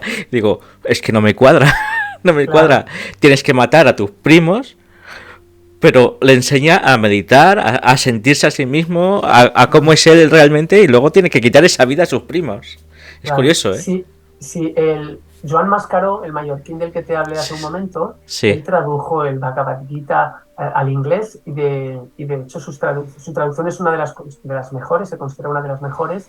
Y su amiga Elisabet Abella la tradujo al catalán y él supervisó la traducción al catalán. Mm, Todas las personas que habléis catalán o valenciano, yo os recomiendo que busquéis la versión de Joan Mascaró ujú. eh, porque es muy sencilla. Él utiliza un lenguaje que es muy familiar para nosotros, no utiliza palabras raras, utiliza algunas palabras en mallorquín incluso que no son familiares a los que hablamos valenciano. Sí. Una pregunta. ¿Recomiendas a los que tienen más curiosidad por el sánscrito comprar algún diccionario y qué diccionario tal cual? Porque hay gente que lo busca y no lo encuentra. El diccionari sánscrit-català de Óscar Pujol o el diccionario sánscrito-castellano de Óscar Pujol. Vale, Óscar Sí, Puyol es el autor. sí, Óscar Pujol es el autor. Yo Vale. recomiendo, son los que bueno, yo tengo el catalán y, está muy bien, facilita mucho el entender conceptos y además en las palabras te pone de dónde vienen, ¿no? Pues esta palabra aparece en tal libro, aparece en tal sitio y está muy bien explicado. Eso es lo interesante, el Y, origen. claro, y además tienes al final un índice, porque las letras en sánscrito tienen otro orden, no es A, B, C, D, E, Claro, F, G. Entonces al final tienes todas las palabras del diccionario ordenadas en nuestro orden, de manera, y en letra latina, de manera que tú puedes ir ahí y buscar la exacto. palabra escrita en letra latina, en el orden que tú conoces, y te sale en qué página está en sánscrito. Pues eso es un tesoro. Sí, sí, sí, yo es un libro que uso muchísimo. Sí, pues yo lo quiero adquirir porque hay algunas cosas que se me escapan. Mm, Yo lo entiendo, pero no lo sé pronunciar tan bien como tú. Que cuando te oigo de pronunciar esos nombres y esa... Digo, madre mía, parece que sea hindú este hombre. Lo no, que pronuncias muy va, bien. pero bueno, intento pronunciarlo bien porque es una lengua que me gusta, pero no soy un experto, en la materia, pero sí que intento hacer las aspiradas, porque por ejemplo no es Bhagavad Gita, no es Bha, Bha. Las aspiradas siempre se hacen en sánscrito y tiene la S, tiene tres tipos de S, la S, la S, la sh y la con la lengua en el paladar, ¿sabes? Sí, Tiene diferentes sonidos y a mí madre me mía. gusta pronunciarlos si me acuerdo. Hombre, pero es muy difícil ya pensar ya en sánscrito. Ya con pensar en castellano o en catalán ya es ser un genio, pero ya en sánscrito es muy difícil. Madre mía, eso los que viven allá supongo que deben pensar bueno, hay poca gente, yo no creo que haya nadie que su lengua materna sea el sánscrito, porque el sánscrito allá se utiliza en muchos contextos, pero cada comunidad, cada gente, cada persona de la India tiene su lengua materna. Y Claro. el sánscrito no es lengua materna de nadie. Es como No, aquí el latín. El latín no es lengua materna de nadie, pero nuestras lenguas vienen del latín. exacto. Solo que allá se sigue componiendo literatura en sánscrito. Aquí no sé si hay alguien que componga algo en latín ya. Pues no tengo ni idea, pero no me suena. No tienen ninguna más preguntas. Pero bueno, llevamos una hora, ¿cómo vas tú? Pero bien. No, no, te digo porque que podíamos estar aquí hablando horas y horas y horas porque es un tema que nos gusta muchísimo, tanto el sánscrito, los mantras, el yoga, podríamos estar aquí horas, pero también tienes que mirar tu límite, que eso es importante también, y en el yoga también. Sí, sí, sí. De hecho, Patanjali, cuando dice los obstáculos para la práctica del yoga, Sí, uno de los obstáculos es pasarte de la raya, ¿no? Lo que sí, diríamos nosotros pasarte de la raya. Él dice, es importante cuando practiques yoga que sepas dónde está tu límite y que respetes tu límite. sí. Y hay incluso quien dice, donde sientas dolor, un punto menos, Exacto, debería ser así. ¿Sabes por qué? para disfrutarlo Porque, también, claro, y porque el dolor tensa el cuerpo. claro. Entonces, si lo que queremos es destensar el cuerpo y conseguir paz mental, si estamos haciendo algo y experimentamos dolor, nuestra mente Mm, se va a agitar. Con el mm, dolor, el cerebro se altera y el sí, cuerpo va a sufrir, entonces no vamos a obtener lo que buscamos. El yoga no debe doler, eso siempre. sí. Me ha salido una pregunta. Dice, ¿el Kundalini que se enseña en Europa viene de alguna filosofía de India en especial? Eh, el Kundalini, en Europa yo conozco dos escuelas que enseñan, una que se llama Kundalini Yoga, que es la que creó el maestro de mi maestro, Yogi Bhajan. Y luego está la escuela Shivananda, enseña técnicas de Kundalini Yoga, y luego muchas escuelas de el Hatha Yoga, lo que llamamos normalmente Hatha Sí, Yoga, que se pronuncia Hatha Yoga. sí. Sé que te gusta, pero digo Hatha Yoga se llama. Bueno, pues en las escuelas de Hatha Yoga tienen todas técnicas tántricas. Todo lo que es Kundalini en gran parte proviene de las tradiciones tántricas. El tantrismo, los tantra, Sí, otro concepto que yo creo que hay que aclarar, porque la gente cuando le dices tantra piensa en sexo, porque sí. tú buscas por internet tantra y te sale posturas sexuales, Mm, ¿no? Bueno, el tantra es un tipo de filosofía que ocupa muchas áreas de la vida. Lo que sí, ocurre es que en el tantra el sexo no es pecado, el sexo no claro. es algo malo, Es sagrado sino que, directamente. claro, es algo sagrado, porque para la visión tántrica todo el universo es sagrado. Mm, Incluso lo que diríamos que es feo, mm, tóxico, eso también es sagrado porque forma parte de la creación. Si la creación es toda divina, no podemos sacar a nada porque no nos guste. Dice, eso que no te gusta también es sagrado. claro. Entonces, eso ha hecho que en Occidente gane mucha fama pues, la práctica sexual del Tantra. Y Mm, dentro de las prácticas tántricas, una de ellas es la sexual, pero hay sí. muchísimas más. No es representativa del Tantra en absoluto. Y el Tantra significa tanto un método, una práctica, como un libro, unas Mm, enseñanzas. Y pues, comienzan a aparecer sobre el siglo VIII, siglo IX, en el norte de la India, las enseñanzas del Tantra. Y comienzan a hacerse muy famosas. Se hicieron tan famosas que durante de casi 500 años era la filosofía más de moda en mm, aquella época, más incluso que la tradición védica, más incluso que los Vedas. Y luego poco a poco fue perdiendo protagonismo, pero se mezcló con muchas otras filosofías y muchas otras prácticas. Por eso hoy en día en el yoga tenemos tantas prácticas tántricas, por eso hay un budismo tántrico, mm, hay un shivaísmo tántrico, los que veneran a Shiva, o sea que encontramos diferentes tradiciones con prácticas tántricas. mm. ¿Recomiendas a la gente que, que practique yoga también estudiar un poquito la historia del yoga? Estudio la historia del yoga. Sí, Bueno, si le gusta, sí. Solo que es difícil conocer Te tienes que espabilar mucho para entender la verdadera historia del yoga, porque, ¿sabes? Lo que nos han contado no es cierto.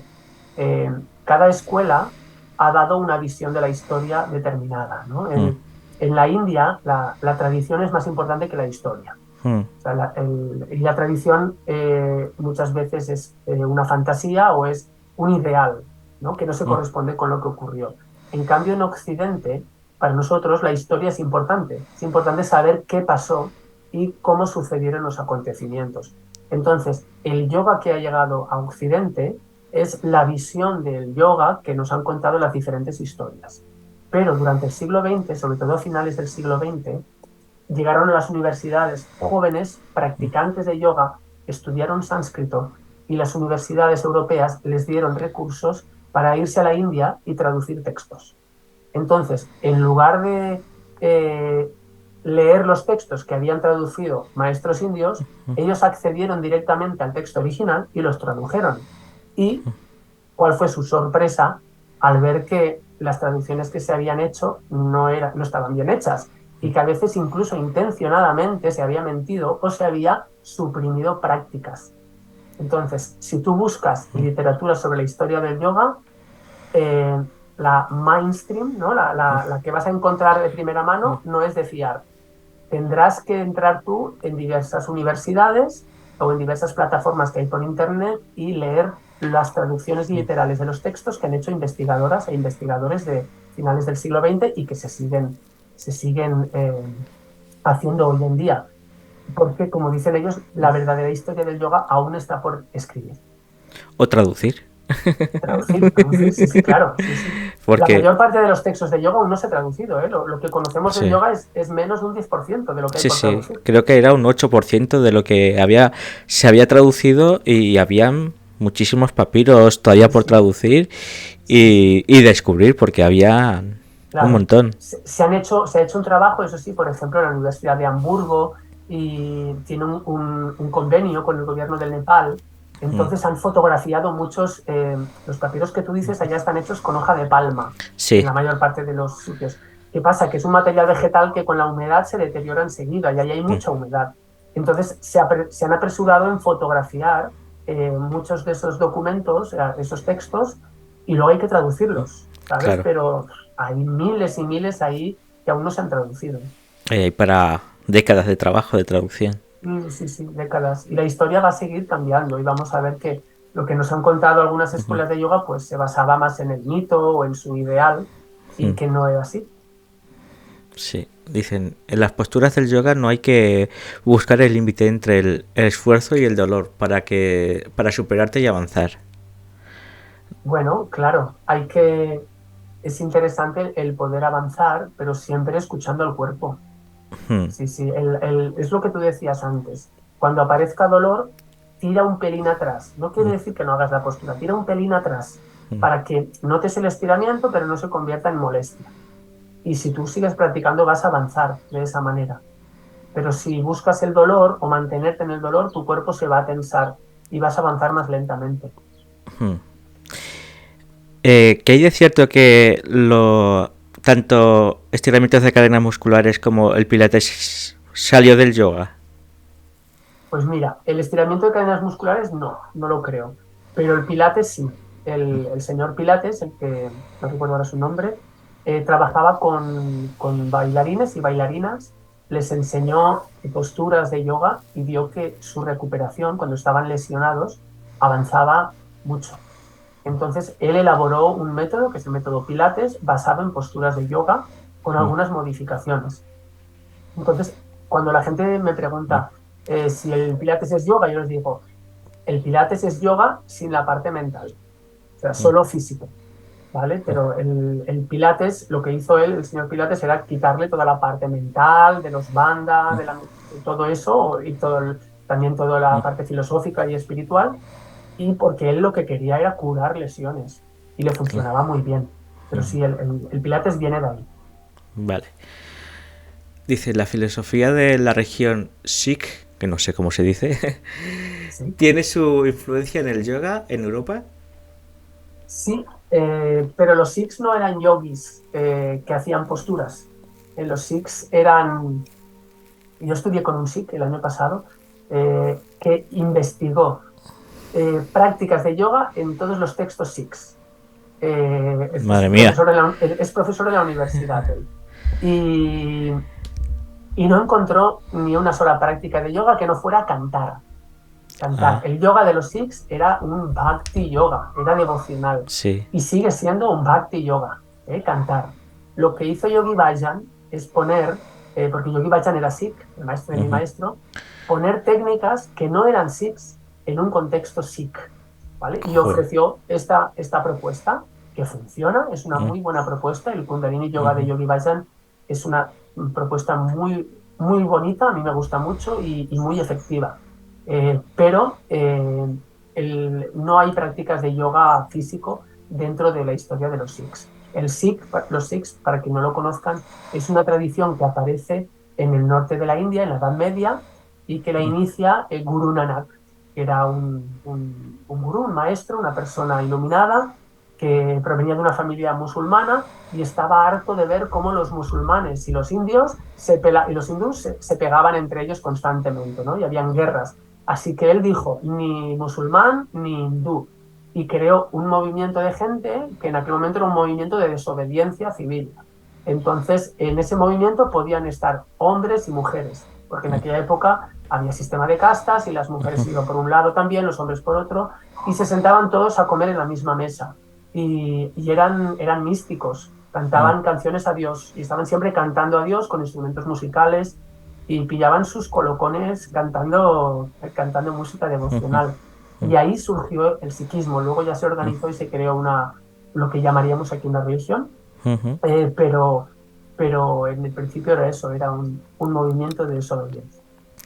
Dicen, porque hay maestros que dicen que dicen haber renunciado a la filosofía Sikh. Hay gente que no le interesa seguir el- la filosofía que hay detrás de su Ujú, escuela de yoga o de la escuela de yoga con la que ha practicado y renuncian. Yo, por ejemplo, mi maestro era Sikh. Mi maestro de ujú, Kundalini Yoga era Sikh porque su maestro era Sikh. Pero yo no soy Sikh ni tengo ningún interés en serlo. A mí me interesa la técnica, mm, me interesan los cantos que tienen, que son muy bonitos, la poesía que tienen mucha poesía. Y sí que es verdad que hay gente que al principio se vuelven muy "Buah, esto es una maravilla", y e mm, intentan imitar al maestro, ¿no? Y mm, si el maestro es sí, que ellos se hacen sí, mm, porque para ellos es yo quiero ser como mi maestro, ¿no?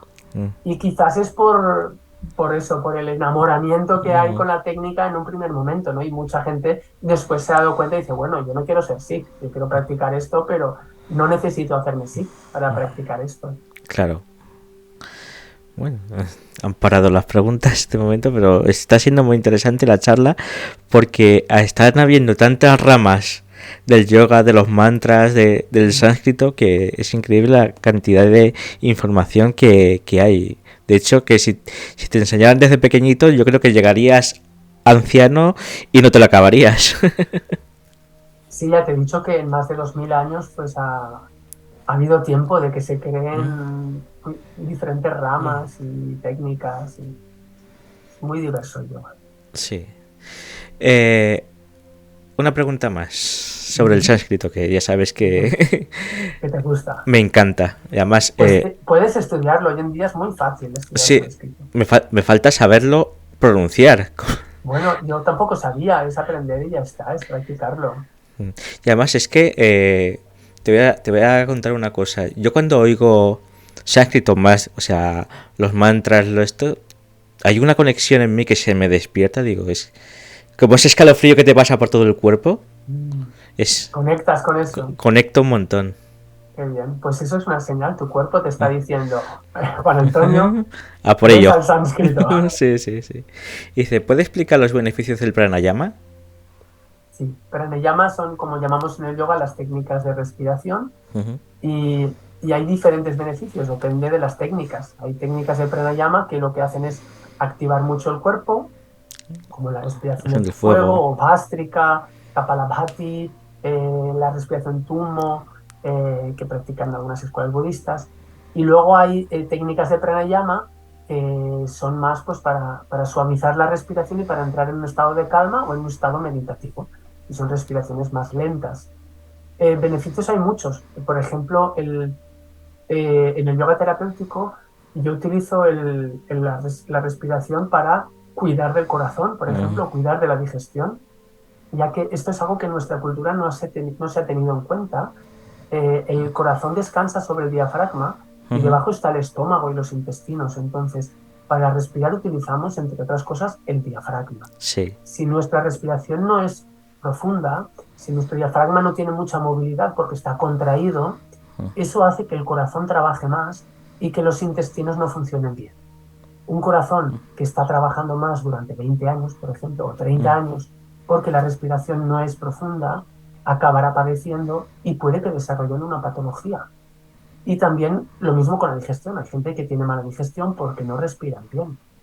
Entonces, las técnicas de pranayama, combinadas con las técnicas de yoga, las posturas, nos pueden ayudar a tener una mejor respiración y eso puede afectar a otros aspectos de nuestra salud, como la salud cardíaca, la salud digestiva y sobre todo al cerebro.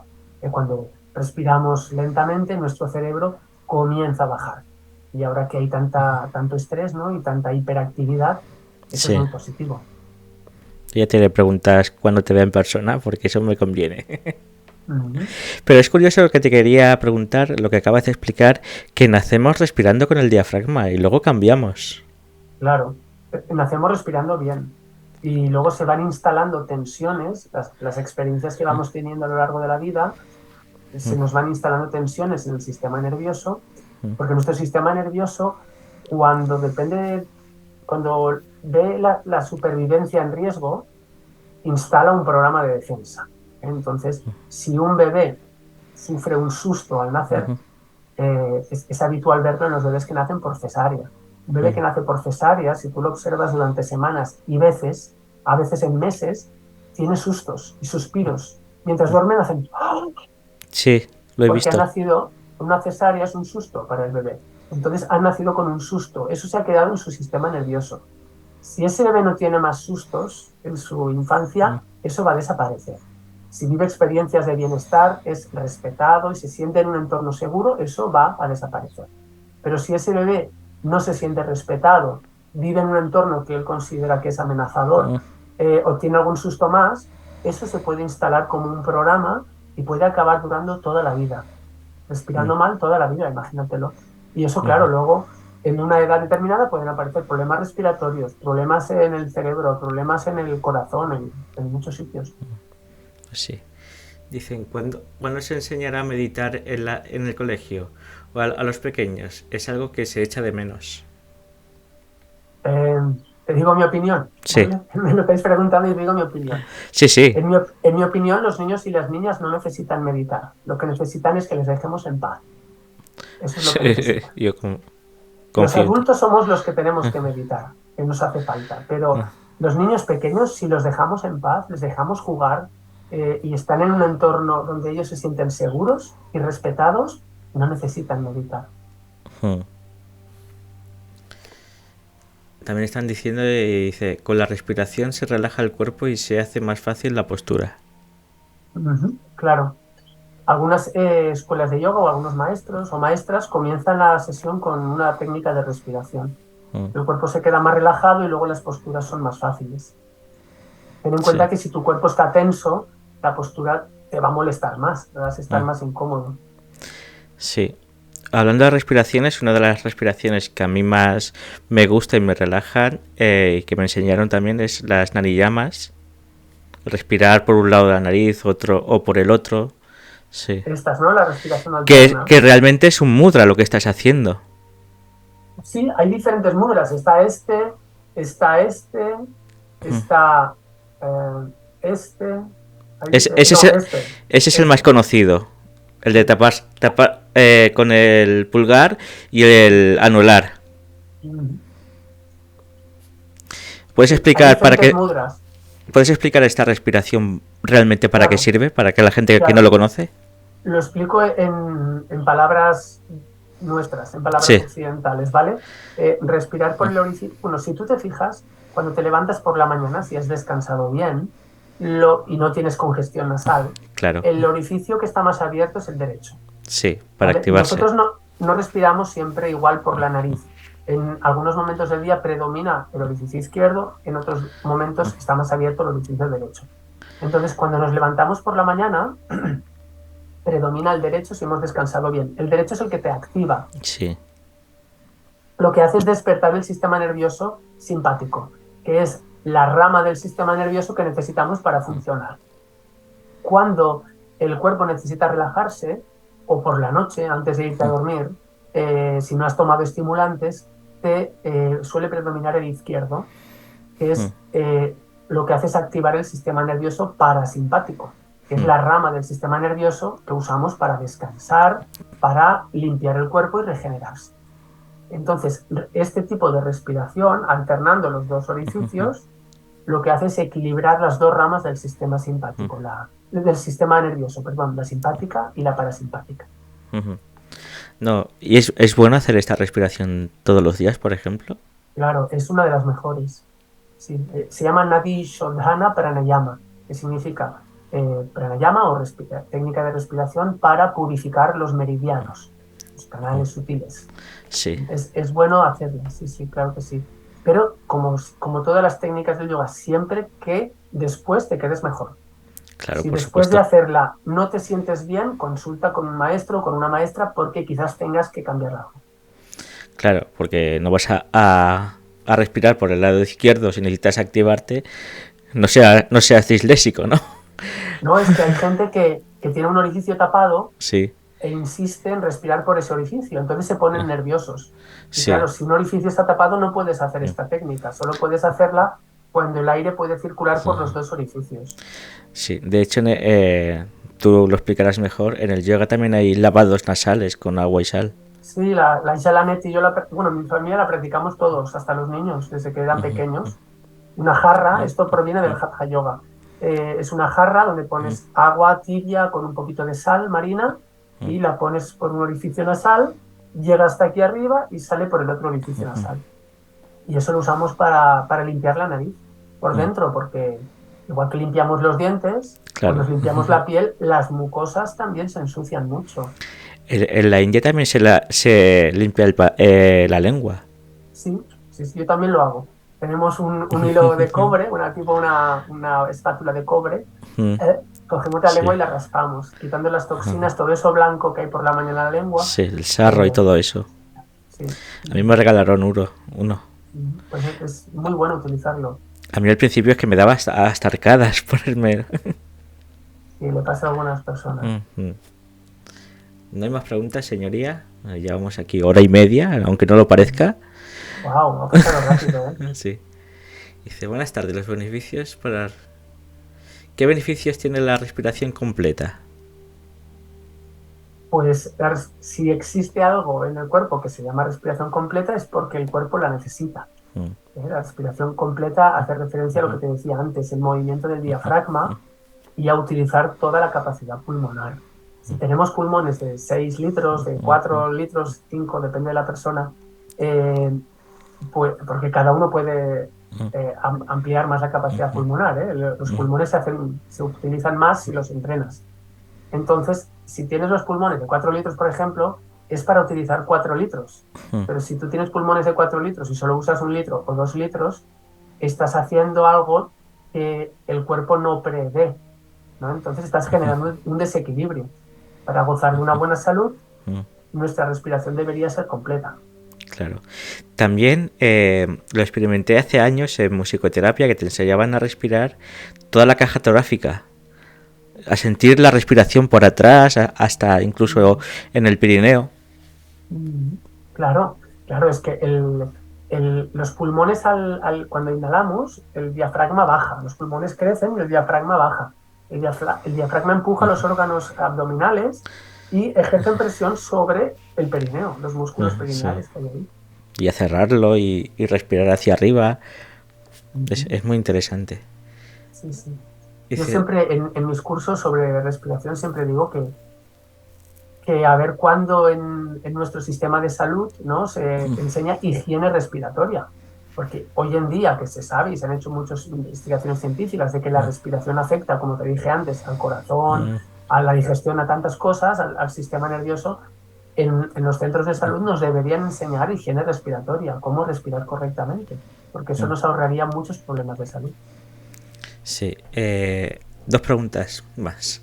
Dicen, observo que a la gente que va muy acelerado en su día a día, ¿se ha olvidado la gente de la contemplación que se enseña en yoga?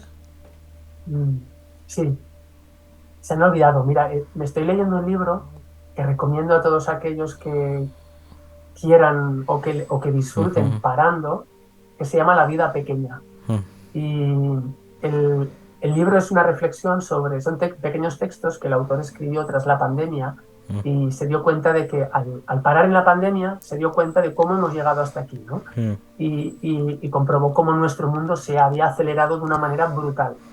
Y él decía, yo no quiero vivir así, yo quiero vivir teniendo pausas, teniendo, como tú dices, la contemplación, momentos de contemplación, porque esos momentos son la guinda de la vida. O sea, tener momentos durante el día de no hacer nada es muy bueno para nuestra salud, sobre todo la salud del cerebro, ujú, pero también nos da placer, hace que saboreemos más cada experiencia vivida.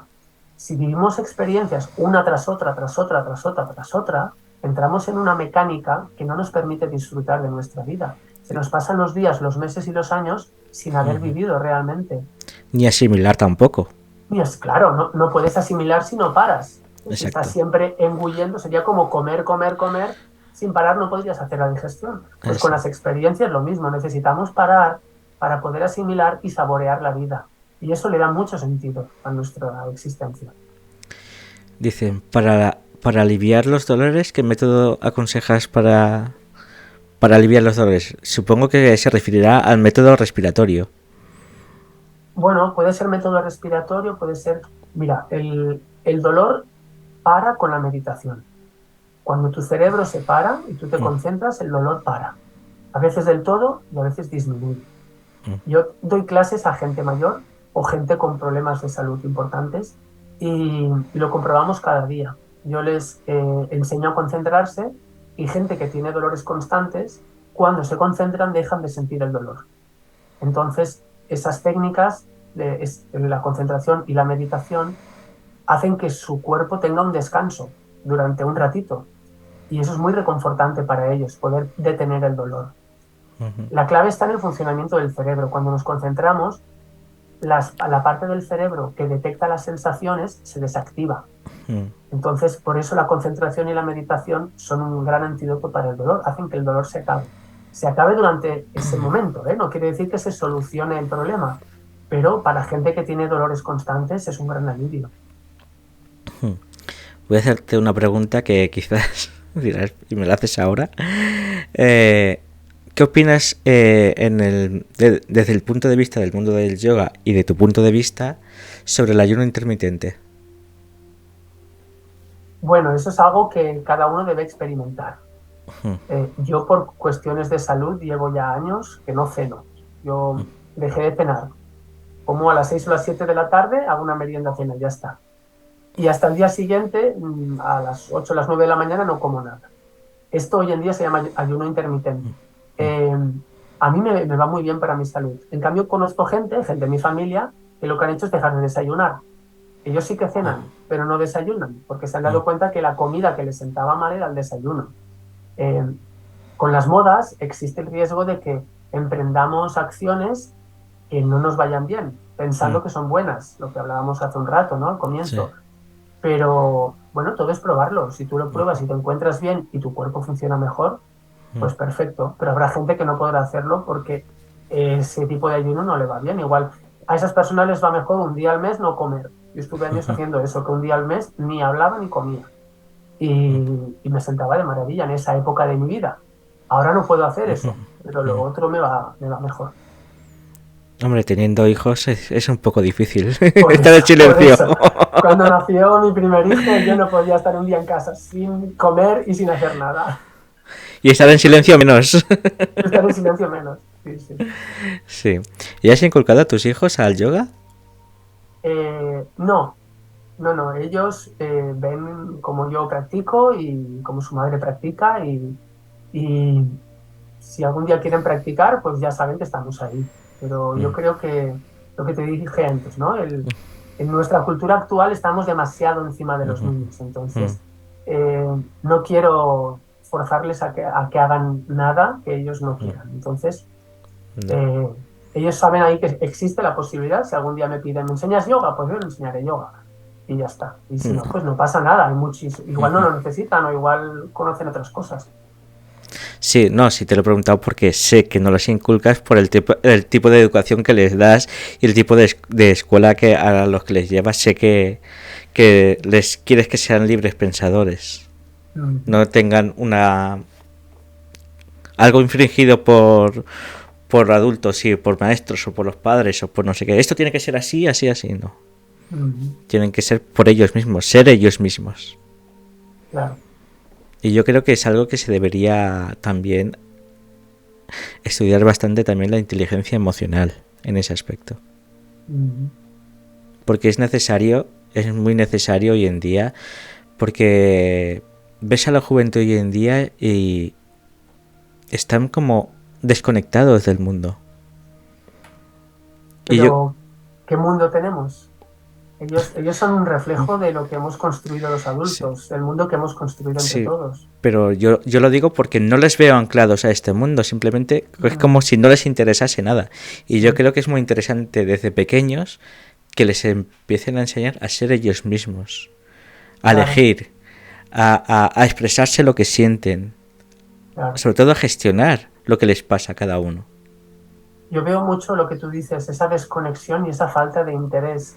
Y he hablado, porque claro, a veces yo pienso, será mi percepción, ¿no? Como adulto yo he cambiado, ya no soy adolescente, y quizás yo ahora lo veo así, pero he hablado con maestros que fueron maestros míos y ahora son maestros de mi hijo, por ejemplo, y ellos me lo confirman, que hay un mayor desinterés por el mundo que cuando nosotros éramos jóvenes. Y, y bueno, yo creo que es responsabilidad de todos. Si desde pequeño te dicen lo que tienes que hacer y te obligan a hacer cosas que tú no quieres hacer, es fácil que tú te desconectes. Y sobre todo si te prohíben cosas. Claro, Por claro. eso el inculcar valores, por ejemplo, por eso se llama este canal Los Valores de la Los Vida. valores de la vida. Me gusta Sí, el título. sí. Es muy importante inculcar esos valores, pero enseñarles esos Claro, valores. desde el ejemplo. Exacto. Sí, El- no se trata de decir tienes que hacer eso así, sino yo lo hago así, mm, ¿sabes? Y nosotros somos el ejemplo que tienen nuestros hijos. exacto, Entonces, un joven, una joven, muestra lo que ha visto en su casa. exacto. Si se comportan de un modo determinado, es que, ¿qué había en su familia? ¿Qué hay en su familia? Pues lo que refleja. Mm, Exactamente. Llevamos 1 hora y casi 40 minutos. ¿Cómo vas tú? Pues ¿Quieres dejarlo ya yo, aquí? yo creo que sí, ¿no?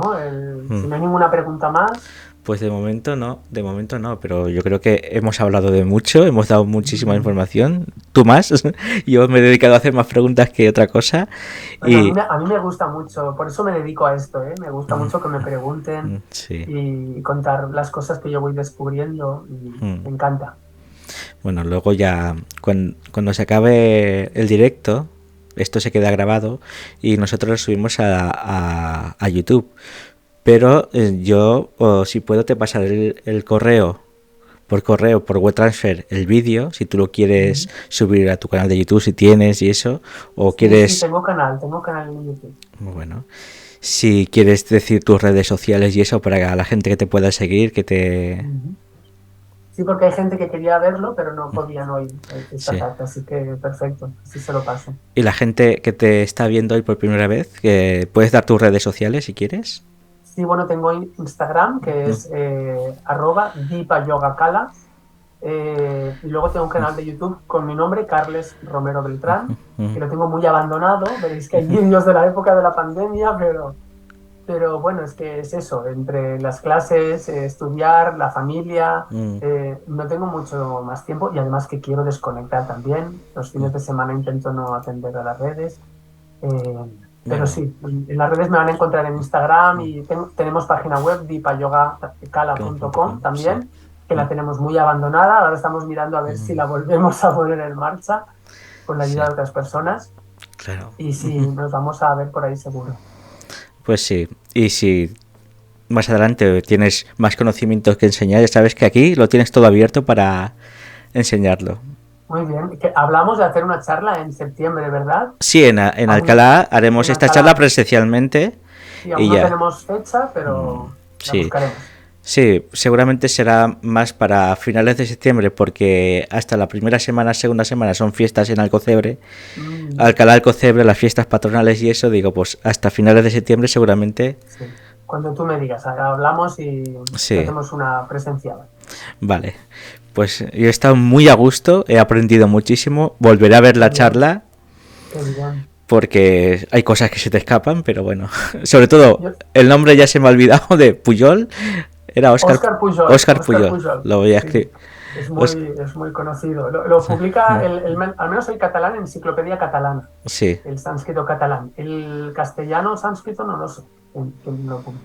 sí, pues bueno, Pero es fácil de encontrar en cualquier librería, te lo consigo.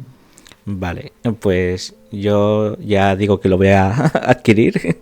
Y ponte con el sánscrito. Si te Sí, gusta, si tú notas cosquillitas cuando escuchas palabras en sánscrito, ponte con el sánscrito. sí, sobre todo para saber, porque me vienen cosas y no me vienen en castellano, que me vienen en sánscrito mentalmente, pero no las sé pronunciar, entonces, ¿qué hago? ¿Lo pronuncio mal? Ajá. Bueno, pues más vale pronunciar mal que no que callarte, hombre. No, yo lo que quiero es saberlo pronunciar, porque también tiene su vibración y su energía pronunciarlo bien. Ujú. Sí, sí, de hecho, en la tradición védica, como en el cristianismo, exacto, si miramos el Génesis, la creación del mundo, eh, ahí se dice que la palabra es la que crea el mundo. Sí. Eso también aparece en la tradición védica. En los Vedas también aparece que es la palabra la que lo crea todo. Sí, En esas dos tradiciones espirituales, la cristiana y la védica, se le da mucha importancia a la palabra como creadora de realidad. pues sí. El verbo que se dice también. El verbo, sí, en principio fue el verbo. Sí, Sí. exacto.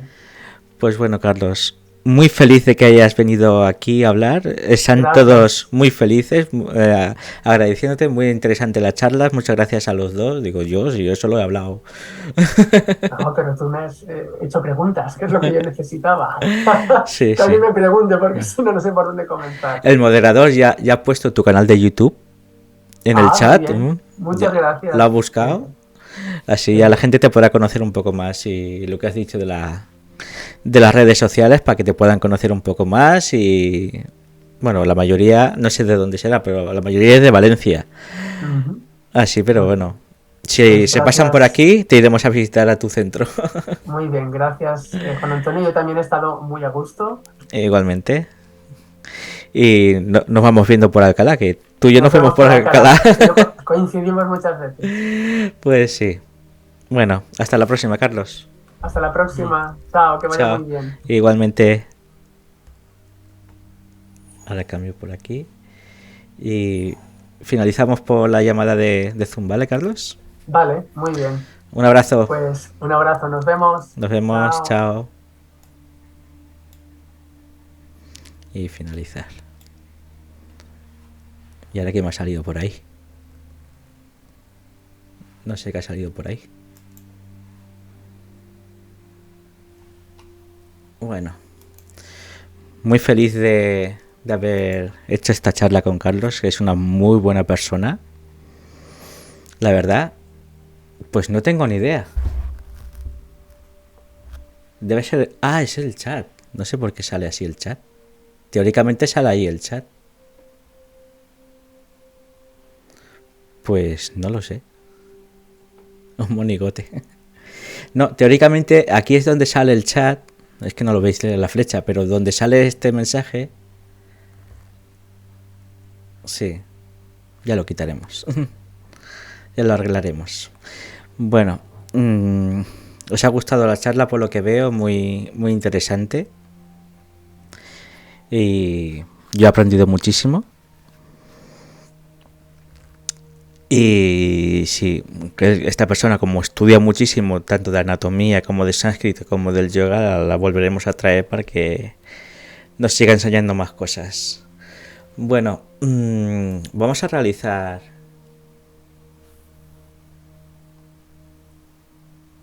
Es una enciclopedia andando. Lleva años estudiando. Es que es una persona que estudia el yoga músculo a músculo y es una pasada. Es una pasada lo que hace este hombre. Por eso la anatomía podía ser forense perfectamente, ¿eh?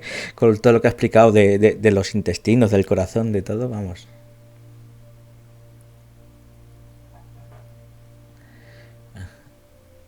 Pero Concha no está suscrita, la pobre. Ya le regalaremos una suscripción. Bueno, vamos a hacer el sorteo de la pirámide, que lo tenía por aquí. Se ha suscrito Mari Carmen, Pedro, Santi. Así, Pedro, gracias por la suscripción, que estaba tan metido en escuchar a Carlos que no te lo he agradecido. Y a Paqui también. Y Santi. No sé cómo quitar eso, Santi. Ah, quito el chat. Ahora no se ve, ¿no? Vale. Pues nada. Vale. Vamos a realizar el sorteo de la pirámide. Ah, no me jodas que he descuadrado algo. Santi. Yo no veo nada descuadrado, pero bueno. Puedo mover un poquito. Ahí. Es que lo ve todo al milímetro. Yo no sé cómo lo hace, que lo ve todo al milímetro, ¿eh? Vamos. Estamos como si hubiésemos hecho una clase de yoga. Relajados, ¿eh? Menos Santi, que está ahí todo controlando ahí de todo. Sí. Madre mía. Bueno, yo aquí sin enseñar nada. Vamos a pasar aquí al sorteo que tenemos aquí. Ah, ahora aparece también aquí el chat así. Venga. Bueno, no sé si me dejo a alguien, pero si me dejo a alguien me lo decís. Pedro, Mari, Pilar, Paqui, Evelyn, que no ha venido, Juani. Pilar está 2 veces. No puede ser. ¿Tú quieres entrar en el sorteo de la pirámide?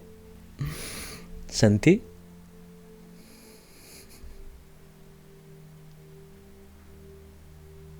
Vale. Pedro, Mari, Pilar, Paqui, Evelyn y Juani. Es lo que yo tengo como suscritos. ¿Hay alguien más suscrito que...? Los nuevos no están suscritos.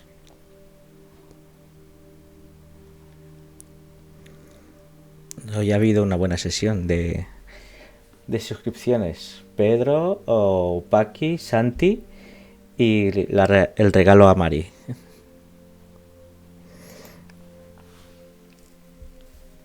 Bueno, estamos aquí. El sorteo... Habría que cambiar el título, ¿verdad?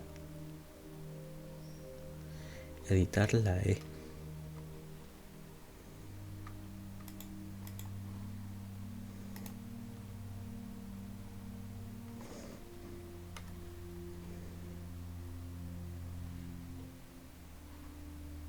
A ver con quién se va la pirámide.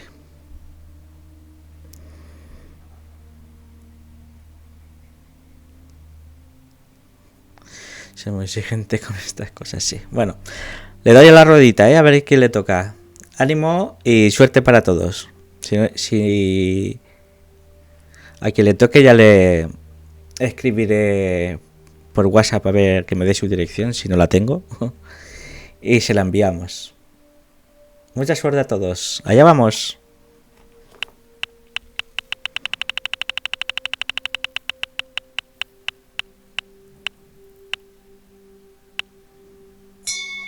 A Juani.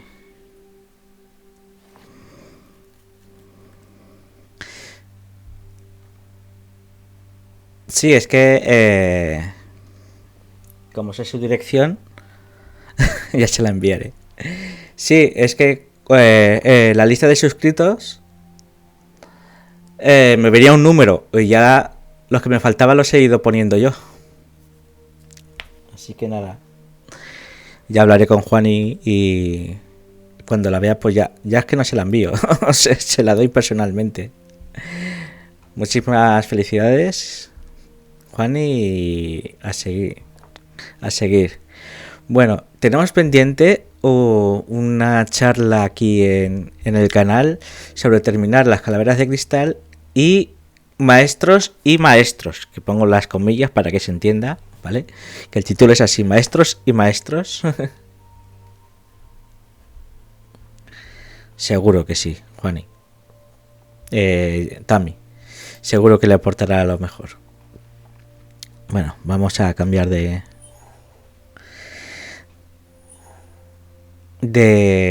esto y Chichinabo y maestros de Chichinabo, dice Santi. Bueno, llevamos casi 2 horas de directo.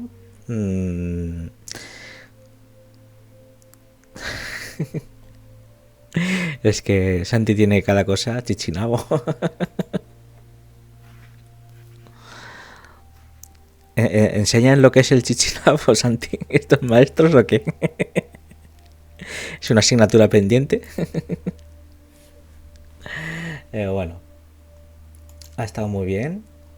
Me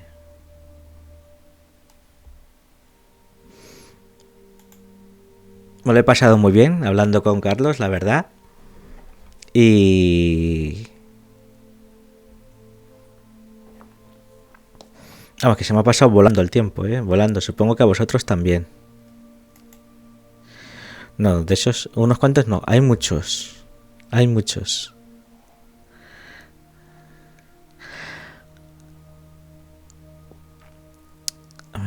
Se ha pasado en nada.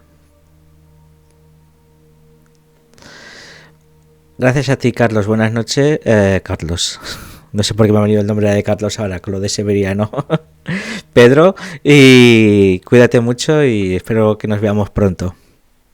Un abrazo muy grande, que Pedro. Hoy estoy con los nombres así, ¿eh?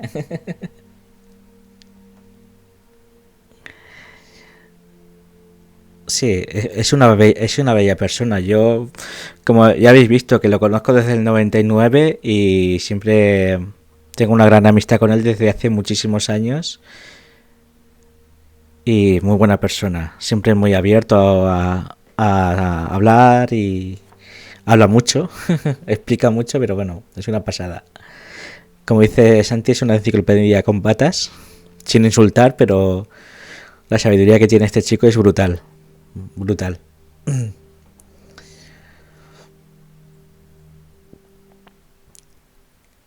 Sí, se la ha hecho corta, lo que pasa es que es eso. Menos, yo he bebido muy poquito.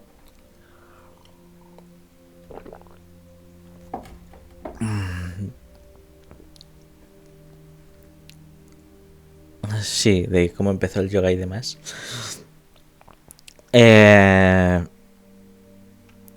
Ha sido muy ameno y además nos ha quedado muchísimas cosas por preguntar, pero tampoco le queríamos ahí exprimir al máximo.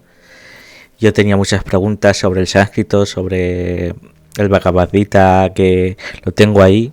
De hecho, no sé si se ve. No, lo tapa el cuadro. Pero es un... sí. No lo tapa el cuadro, está ahí.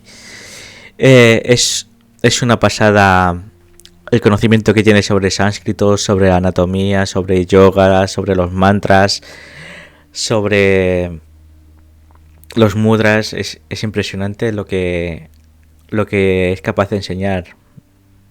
Y algún día me gustaría hacer yoga con él. Ya que me falta, me enseñó cómo hacer cantería, ya me falta que me enseñe a practicar yoga.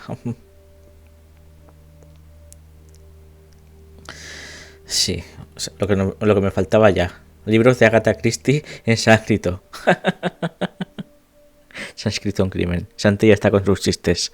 Apaga y vámonos. Bueno, espero que os lo hayáis pasado muy bien. Y la semana que viene, no sé cuándo haré el directo, pero ya lo avisaré por las redes. Intentaremos... Dice, yo soy el moderador, no me voy a echar. Intentaremos la semana que viene hacer un directo y si no, pues a la otra. Y el vídeo lo editaremos mañana. Aunque mañana hay que decir una cosa. Mañana 3 de junio en Alcalá de Chiver, en el Spy Dosi, Santi y yo tenemos una charla sobre los valores de la vida, tipo debate entre los dos. Quien quiera venir a Alcalá de Chiver en el Spy Dosi está totalmente invitado.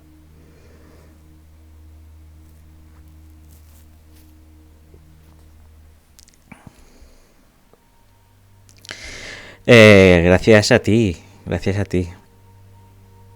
Yo hoy he sido solo locutor y ya está. Bueno, lo vamos a dejar por aquí. Aunque Carlos no cene, nosotros sí, y ya se sabe el dicho que dice que después de la mástica viene o sea, después de la mística viene la mástica. Entonces, las horas que son ya casi las 9, pues habrá que cenar, ¿no? Y cerrar la persiana y descansar para mañana, que tenemos la conferencia en directo, Santi y yo. Repito, estáis invitadísimos mañana día 3 de junio. Digo la fecha porque como se va a ver luego en YouTube, a lo mejor en el mes de agosto, digo, pues vamos el 3 de agosto a Alcalá y no estaremos. Hay que decir la fecha. Bueno, muchas gracias a todos por participar. No he agradecido a esta persona, a Sangrael, por darle seguir al canal. Muchísimas gracias y por participar en la charla. Estás invitado para las próximas también. Te llegarán las notificaciones y nos vemos en la próxima. Hasta la próxima, gracias.